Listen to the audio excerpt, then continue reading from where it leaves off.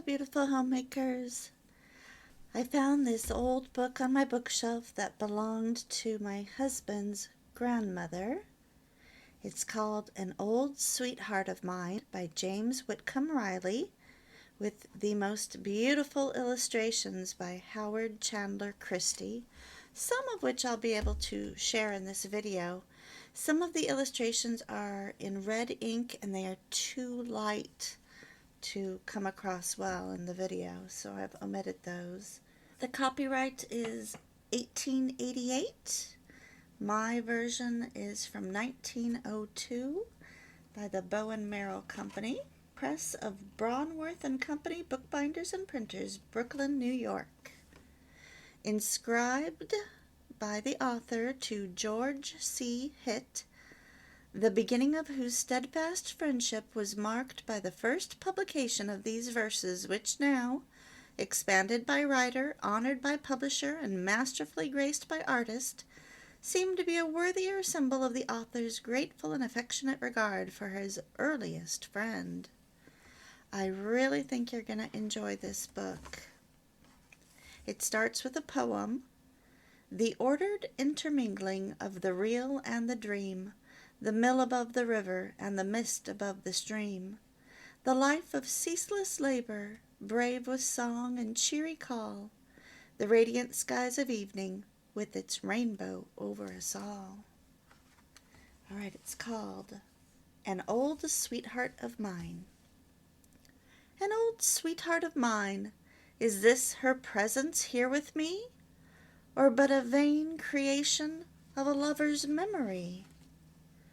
A fair, elusive vision that would vanish into air, dared I even touch the silence with the whisper of a prayer.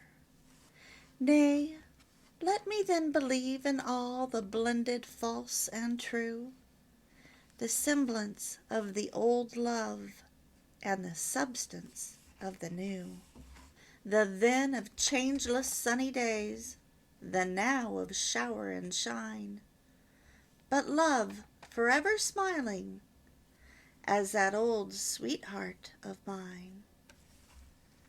This ever restful sense of home, though shouts ring in the hall, the easy chair, the old bookshelves, and prints along the wall, the rare Habanas in their box, or gaunt churchwarden stem that often wags above the jar derisively at them, as one who cons at evening o'er an album all alone and muses on the faces of the friends that he has known. So I turn the leaves of fancy till in shadowy design I find the smiling features of an old sweetheart of mine.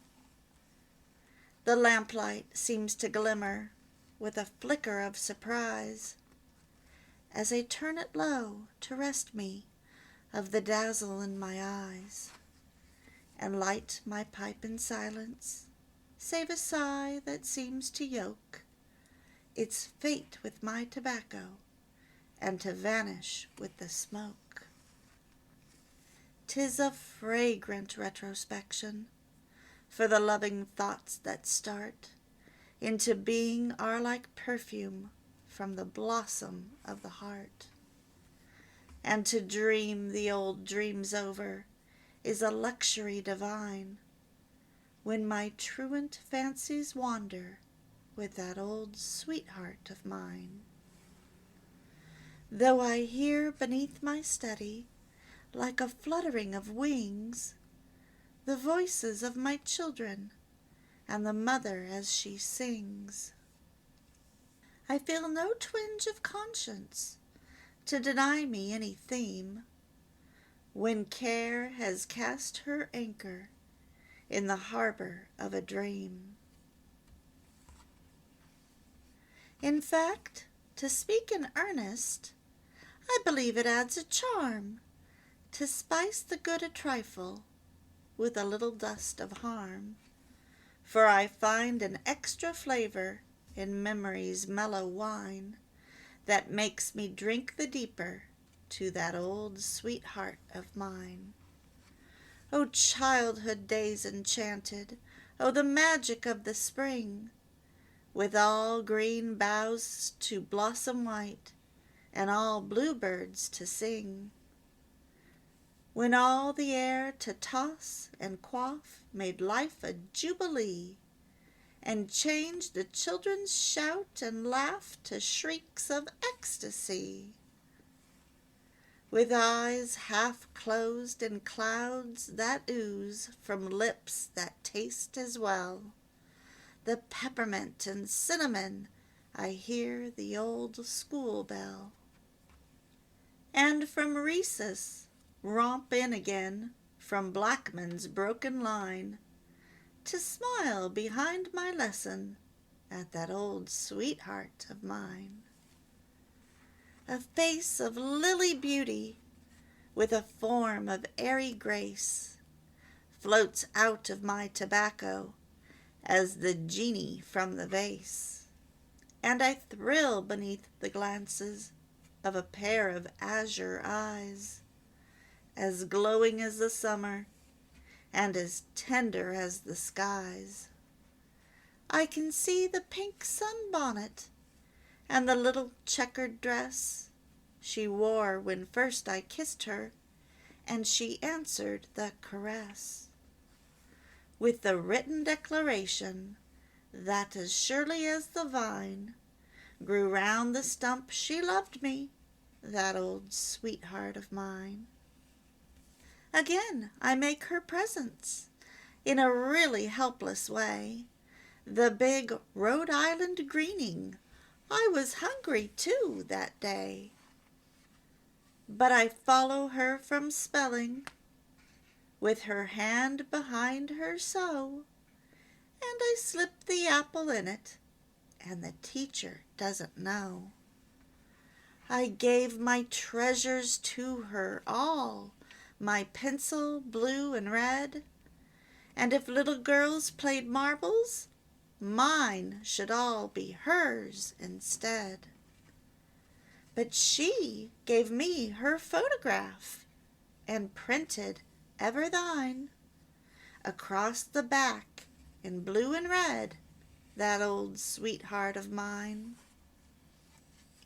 And again I feel the pressure of her slender little hand as we used to talk together of the future we had planned, when I should be a poet and with nothing else to do but write the tender verses that she set the music to, when we should live together in a cozy little cot, hid in a nest of roses with a fairy garden spot, where the vines were ever fruited and the weather ever fine, and the birds were ever singing for that old sweetheart of mine, when I should be her lover forever and a day, and she my faithful sweetheart till the golden hair was gray. And we should be so happy that when either's lips were dumb, they would not smile in heaven till the other's kiss had come. But all my dream is broken by a step upon the stair, and the door is softly opened, and my wife is standing there. Yet with eagerness and rapture all my visions I resign, to greet the living presence of that old sweetheart of mine. I hope you enjoyed that.